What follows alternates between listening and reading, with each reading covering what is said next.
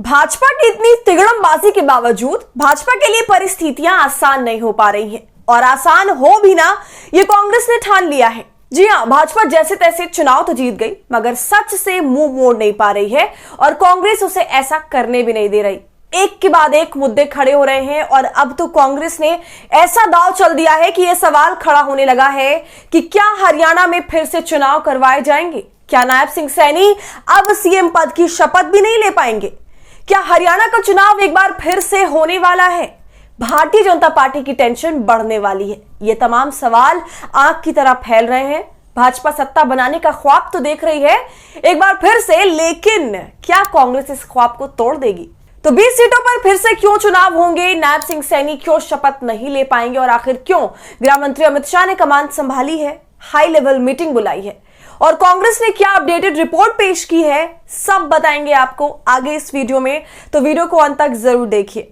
नमस्कार, आदाब, आप देख रहे हैं खबर अड्डा और मैं हूं आपके साथ सुम्बुलीरम। वीडियो शुरू करने से पहले आप सभी से गुजारिश है कि आप अपने चैनल यानी खबर अड्डा की आवाज को मजबूती देने के लिए हमें आर्थिक मदद करें, क्योंकि आज हम जो कुछ भी हैं वो आप दर्शकों के प्यार की वजह से हैं। तो आप स्क्रीन पर दिए QR कोड या फिर डिस्क्रिप्शन में दिए गए UPI के जरिए हमारी मदद कर सकते हैं। हमें उम्मीद है इस सच की आवाज को आगे बढ़ाने में आप हमारी मदद जरूर करेंगे। दोस्तों, भारतीय जनता पार्टी भले ही हरियाणा का चुनाव जीत गई हो, लेकिन कांग्रेस अभी भी हारी नहीं है। ये बात कांग्रेस ने कह दी है और इसे साबित करने की बार बार कोशिश कर रही है। हरियाणा विधानसभा चुनाव 2024 के नतीजे के बाद बीजेपी सरकार बनाने वाली थी और जल्द ही सीएम पद की शपथ नायब सिंह सैनी लेने वाले भी थे, मगर इसी बीच कांग्रेस की ओर से एक ऐसी चाल चल दी गई जिससे बीजेपी के लिए अब परेशानी खड़ी हो गई है। हमने आपको अपनी पिछली 2 वीडियोस में भी बताया था कि कैसे ईवीएम को लेकर धांधली हुई और वोटिंग प्रतिशत व काउंटिंग में जमीन आसमान का फर्क दिख रहा है। इस पे हमने विस्तार से बात करी थी और कांग्रेस ने सबसे पहले ईवीएम में गड़बड़ी को लेकर कई खुलासे लगातार किए थे। हरियाणा चुनाव की काउंटिंग के दिन खबर निकलकर सामने आती है कि ईवीएम 99% चार्ज है और चुनाव आयोग देरी से डाटा अपडेट कर रही है। दूसरे दिन कांग्रेस ने चुनाव आयोग को रिपोर्ट सौंपी और दावा किया कि 20 जगह ईवीएम 99% चार्ज है, इसलिए 20 ईवीएम को सील कर देना चाहिए। इसमें भी भाजपा ने कोई बहुत बड़ा घपला किया है। लेकिन अब जो कांग्रेस की तरफ से अपडेटेड रिपोर्ट निकलकर सामने आई है, उसके बाद से तो बवाल मच गया है। अब खबरें ये कह रही हैं कि 20 जगह हरियाणा में फिर से चुनाव हो सकते हैं। एबीपी न्यूज की आप इस खबर पर गौर कीजिए, जिसमें लिखा है, कांग्रेस ने चली ऐसी चाल, 20 सीटों पर फिर से होंगे चुनाव। क्या अब सीएम की शपथ नहीं ले पाएंगे नायब सिंह सैनी? ईवीएम में गड़बड़ी का आरोप लगाते हुए कांग्रेस ने चुनाव आयोग को एक चिट्ठी लिखी है। इन्हीं आरोपों के साथ 20 विधानसभा सीटों पर फिर से मतगणना करवाने की मांग कांग्रेस कर रही है। राहुल गांधी ने इसके लिए अपने सभी नेताओं के साथ मीटिंग भी बुलाई थी, जिसमें उन्होंने साफ तौर से कहा था कि चुनाव आयोग से कोई सवाल नहीं करेगा, बल्कि हम सब अब सीधा सबूत इकट्ठा करेंगे और सबूत के हवाले से सारी बात होगी।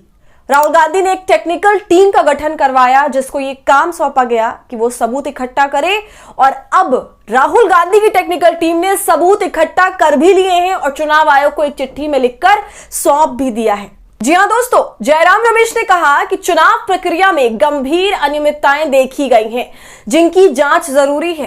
कांग्रेस ने जिन विधानसभा सीटों में दोबारा मतगणना करवाने की बात कही है, उनमें नारनौल, करनाल, डबवाली, रेवाड़ी, होडल, कालका, पानीपत सिटी, इंद्री, बड़खल, फरीदाबाद, NIT, नलवा, रानिया, पटौदी, पलवल, बल्लभगढ़, बरवाला, उचाना कला, घरौंडा, कोसली और बादशाहपुर विधानसभा क्षेत्रों से कांग्रेस उम्मीदवारों की बड़ी सारी शिकायतें आई हैं। कांग्रेस ने कहा है कि हरियाणा चुनाव परिणाम अप्रत्याशित रहे हैं और कुछ सीटों पर ईवीएम में विसंगतियों का भी शक है। पार्टी ने आयोग को ज्ञापन सौंपते हुए ईवीएम की जांच और सील करने की मांग की है। 7 विधानसभा क्षेत्रों से शिकायतें मिली हैं और 13 अतिरिक्त मुद्दों को भी आयोग के सामने रखा गया है। दोस्तों, कांग्रेस के मुताबिक बैटरी क्षमता से जुड़ी ईवीएम समस्याएं मतगणना प्रक्रिया को प्रभावित कर सकती हैं।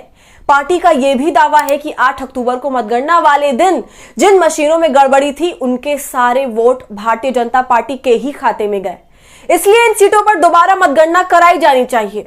साथ ही साथ इन सभी 20 सीटों की वीवीपैट की जो पर्चियां हैं, उनका मिलान भी ईवीएम से करवाया जाना चाहिए।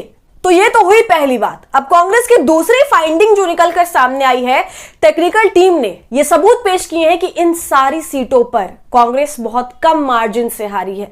आपको बता दें, ये 20 की 20 सीटों में सिर्फ 2 सीटें इनेलो जीती है और बाकी सारी की सारी सीटें भारतीय जनता पार्टी के खाते में गए हैं। और बीजेपी से जो कांग्रेस हारी है वो काफी कम मार्जिन से हारी है। कहीं पर 32 वोटों का मार्जिन है, कहीं पर 1000 है, तो कहीं पर 1500। अब जब से ये आंकड़े सामने आए हैं तब से बवाल खड़ा हो गया है, क्योंकि आपको बता दें कि ऐसा बिल्कुल भी नहीं होता है। अगर किसी भी विधानसभा सीट पर परिवर्तन होने वाला होता है तो प्रचंड बहुमत से होता है, लेकिन यहां पर तो साफ दिख रहा है कि दोनों ही तरफ मार्जिन ना के बराबर है, सिर्फ 32 वोटों का अंतर है। अब ये अंतर है या फिर जबरदस्ती अंतर बनाया गया है, ये सवाल खड़ा होता है। तो भाजपा के लिए तो चारों तरफ से चिंता मंडरा रही है और इसी चिंता के चलते भाजपा ने अमित शाह और मनोज यादव को ऑब्जर्वर बनाकर हरियाणा के मैदान में उतार दिया है। और ये पहला ऐसा मौका है जब गृह मंत्री अमित शाह खुद ऑब्जर्वर बनकर किसी प्रदेश में पहुंचे हैं, क्योंकि हरियाणा बीजेपी में पहले से ही सरफुटौल चल रहा है, जिसको शांत करने की जिम्मेदारी अब खुद अमित शाह ने अपने कंधों पर ले ली है। लेकिन उसके साथ ही कांग्रेस की रिपोर्ट ने मोदी और शाह की जोड़ी की नींद उड़ा दी है। और अब चुनाव आयोग को कांग्रेस का लेटर मिलने के बाद देखना यह है कि क्या आयोग इस पर कोई एक्शन लेती है या फिर हमेशा की तरह चुप्पी साध कर बैठी रहती है। अगर इन आरोपों पर चुनाव आयोग सख्ती से कार्रवाई कर जाए तो दोस्तों, सैनी का शपथ ग्रहण समारोह तो टल ही जाएगा और भारतीय जनता पार्टी की सरकार बनना भी मुश्किल हो सकती है। तो आपका इस पूरे मुद्दे पर क्या कहना है, हमें कमेंट कर जरूर बताइए। वीडियो पसंद आई हो तो इसे लाइक और शेयर करें और खबर अड्डा को यूट्यूब पर सब्सक्राइब कर लें।